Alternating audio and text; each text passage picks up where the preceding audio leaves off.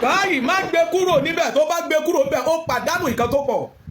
Ẹ bá mi sọ fún àkọ́bí ọmọ àti àbígbẹ̀yìn pẹ̀lú gbogbo àwọn tí wọ́n máa ń gbọ́ mẹ́sẹ̀jì fún àwọn lógo tí wọ́n ò rógolo. Ẹ bá mi sọ fún wọn pé wọ́n kú oríire. Tó bá rí fídíò yìí wò ó ti ṣoríire. Má jẹ́ kí wọ́n pajá lọ́bọ̀ fún ọ, ẹni kòkó rẹ̀ yè ló mọ̀ ọ́ lọ. Nǹkan kan tí mo fẹ́ jẹ́ kó yí ọ ni wípé ayé kì í bó lófo ṣe, ṣùgbọ́n ayé máa ń fẹ́ràn láti bó ológo ṣe. Ológo ni ẹ, o nílò láti jà láti rógolo. Bó èèyàn bá ti jo lófo, ayé á sọ wípé aládánwò ni wọn ò ní bá ṣe. Ayé kì í bá aládánwò ṣe.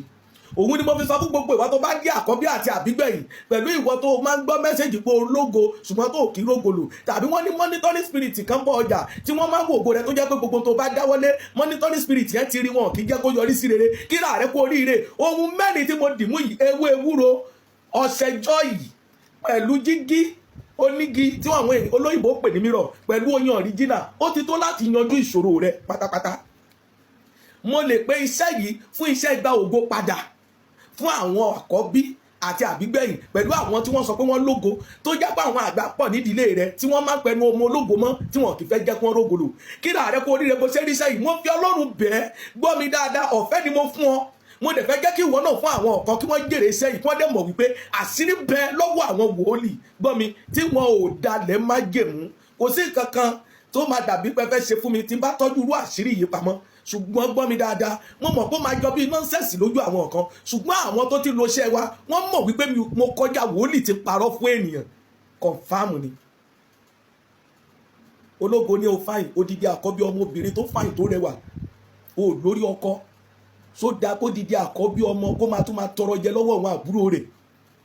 Àkọ́bí ọkùnrin ní ọ́, o wá kàwé, o rí pálí fi ṣe kankan. Àwọn ènìyàn tó ṣáájú wọn débi iṣẹ́ wọn gba promotion, ìwọ ò rí promotion kankan. Ó yẹ kó mọ̀ wípé wọ́n ti sí ṣògo rẹ̀. Ayé máa ń mọ́nítò òwe àdáni. Nǹkan tí wọ́n dẹ̀ ń lò òun ni jígí àwọn àgbà. Jígí àwọn àgbà, ọjọ́ tí ọmọ bá ti wálé ayé ni wọ́n ti mọ ohun tó fẹ́ dà láyé. Ogun ìdílé bàbá àtìyá rẹ̀ ti wípé àkọ́bí ni. Àkọ́bí ọmọ òun ló dẹ̀ máa ń ṣìnà, òun ló máa ń forí kó gbogbo jàkárìwò ogun lára bàbá àtìyá àkọ́kọ́ tó máa ń kọ́kọ́ kó wálé ayé. Nítorí àwọn ọlọ́kọ́kọ́ jáde látọ̀dọ̀ ìyá àti bàbá wọn. So wọ́n máa ń forí kó ogun gan. Àkọ́bí tí ò bá múra, ayé máa ń sọ wọ́n di olófo ni. Wá gbọ́ mi, so wá da kó wá jẹ́ àkọ́bí ọmọ, kó wọ́n máa ṣe mítìnì ẹbí lẹ́yìn rẹ̀ kó máa pè ọ́ síbẹ̀. Ìdí tí wọ́n fi pè ọ́ òun ni pé wọ́n ti mọ̀ wípé àwọn olówó ni wọ́n máa ń gba advice rẹ̀. Ẹni tí ò bá ti lówó lọ́wọ́ kò lá advice lẹ́nu.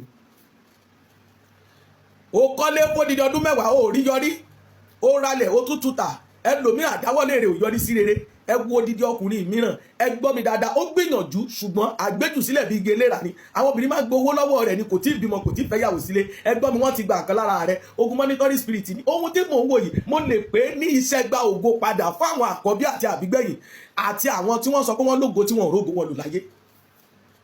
Báwo ló ń ṣe ṣiṣẹ́ yìí? Nọ́mbà mi rè 08108778741 tàbí 07016014790.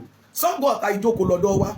Sórí iṣẹ́ tó ń wò yìí, wàá bá mi mú ewé ewúro, wàá gún pẹ̀lú ọṣẹ joy, akúná dáadáa, má fomi dẹ́ o. Tó bá pè mí fún ìbéèrè, wàá sọ owó ìtọ́rí àrùn kí tó dé ọ lóhùn. Nítorí ibi téèyàn bá ti ń ṣe ló ti ń jẹ. Torí ẹ̀ mo fi bẹ̀ wípé sí ẹ rẹ̀, ẹlòmíì ò ní ṣe wàá tún máa béèrè lọ́wọ́ mi. Gbogbo ìwà abiyamọ tàbí ìwọ tó ń wò mí tó ń wò mí yìí, tó rí fídíò yìí ṣe fún àwọn ọ̀kan láti lè fi jàǹfààní rẹ̀. Bí wọn náà ṣe jàǹfààní rẹ̀ yìí, lórúkọ bàbá tọmọ tiẹ̀ mímọ́, bí wọn bá kí rógolo lè yín wà rógolo. Bó ṣe láìkì tó ń ṣí ẹ̀rẹ̀ yẹn fún àwọn ènìyàn lórúkọ bàbá tọmọ tiẹ̀ mímọ́, ibi tí àwọn ìran rẹ̀ ò dé ní rere, wọn náà wà bá wọn débẹ̀. Tó bá ti gún, wọn kì í fomi dẹ̀, oyin ló fi dẹ ọṣẹ yìí. Tó bá ti foyin dẹ̀, ó wàá bá mi kó sí ojú jígí yìí. Ó bá mi kó sí. Tó ti bá mi kó sí ojú jígí, jọ̀wọ́ bá mi ka sáàmù yìí sí, bá mi ka psalm 2, bá mi ka psalm 3, bá mi ka psalm 24 sí. So ti ka sáàmù mẹ́tẹ̀ẹ̀ta sí. Jọ tó bá ti bá mi kà á sí, bá mi gbé sí inú ìrìmọ́júmọ́. Mi ò ní kó gbé sínú òjò, bá mi gbé sínú ìrìmọ́júmọ́. Tó bá ti gbé sínú ìrìmọ́júmọ́, ní ìdájí kùtùkùtù kó tó bẹ́nikẹ́ni sọ̀rọ̀, lọ gbé e. Kí ni mo wí? Lọ gbé e. Ẹlòmíràn ó wà ní òyìnbó kò rógolo, ìlú òyìnbó ló wà. Àwọn tó bẹ Nàìjíríà tí ń gbóhun rere ṣe jù wọ́ lọ. Ìlú òyìnbó ló wà, Nàìjíríà wọ́n tuntun sẹ́ndì owó sí ọ. Ó yẹ kó mọ̀ pé nǹkan kan sí ọ.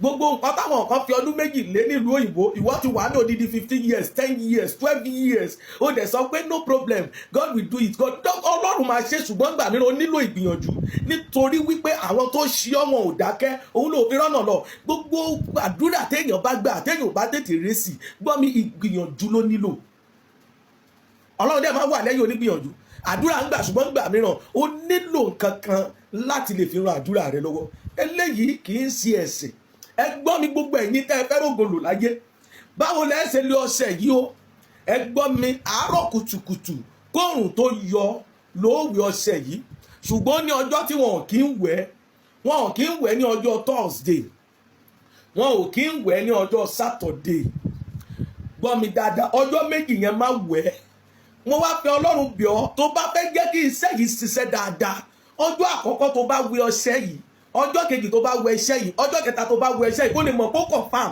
lọ wọ aṣọ white èmi wòlíì Michael Ajayi ẹ̀rí gbèmí mo sọ fún ẹ lọ wọ aṣọ white tó ọjọ́ bó ti ká sọ pé ẹ̀mẹ́ta àkọ́kọ́ tó wẹ̀ ọṣẹ yìí aṣọ white jẹ́ kó wà ní aṣọ tó wọ̀ wá wo ohun tó fẹ́ ṣẹlẹ̀ bóyá àṣírí wà bí kò sí àṣírí wá gbọ́ mi dáadáa gbogbo ìwọ tó bá ní àǹfààní láti wá sí Ṣílò wa ní ọjọ́ Wednesday yìí I think Wednesday yìí it will be on the 3 June yes on the 3 June tó ń wò yìí tó bá ní àǹfààní àti wá sí Ṣílò wa sórí iṣẹ́ yìí wà ní àǹfààní láti rà ní pẹ̀lú just 3,000 naira ṣùgbọ́n ìwọ tó ò lè wá tó bá fẹ́ ra iṣẹ́ yìí kò dín ní 15,000 naira even tọ́jọ́ rẹ bá tún jìjù tàbí ibi tó ti pè bóyá kí ó jìnnà gidi gan màá tún gbé owó lé má bínú ṣùgbọ́n ìwọ tó bá ní àǹfààní láti wá sí Ṣílò wa ní ọjọ́ Wednesday on the 3 June yìí Wednesday àkọ́kọ́ nínú oṣù kẹfà ọdún 2026 gbọ́ mi wà ní àǹfààní àti gbà ní just 3,000 àwọn tí a ti ń ṣiṣẹ́ jígí kan lọ ní Ṣílò àwọn èèyàn máa ní àǹfààní láti gbà pẹ̀lú just 2,000 naira so ti pé kò wọ́n ṣùgbọ́n tó bá pè mí pé wòlíì ẹjọ́ ẹ ṣàánú mi kò sí bóyá fẹ́ bẹ̀ mí tó iye tí mo ń ta ni ẹ̀ àwọn tó ń wá Ṣílò àwọn ni àwọn fámìlì tèmi tí mo mọ̀ pé wọ́n rẹ́dì bá a ṣe ń gbàdúrà bẹ́ẹ̀ náà là ń gbé ìgbésẹ̀ Ọlọ́run dẹ̀ máa wà lẹ́yìn onígbìyànjú Ṣàngó Ọ̀tà lọ́dọ̀ wa mo ti pe nọ́mbà mi 08108778741 tàbí 07016014790 wá Ọlọ́run wa wà dẹ́rìí pé rere ni Olúwa alábùkún ni fáwọn tó bá gbẹ́kànlé jẹ́ kí wọ́n pè ọ́ lólóògùn gbọ́ mi bó o bá ga láyé tó bá jẹ́nìyàn wọn á bọ̀ ọ́ ṣe gbọ́ mi dáadáa ìwọ náà sáré láti lè fi jẹ́nìyàn kí àwọn tó jẹ́nìyàn wọ́n má bàa pètọ̀ fún ọ wípé báwo ló ṣe sáré ìjẹ́nìyàn rẹ̀.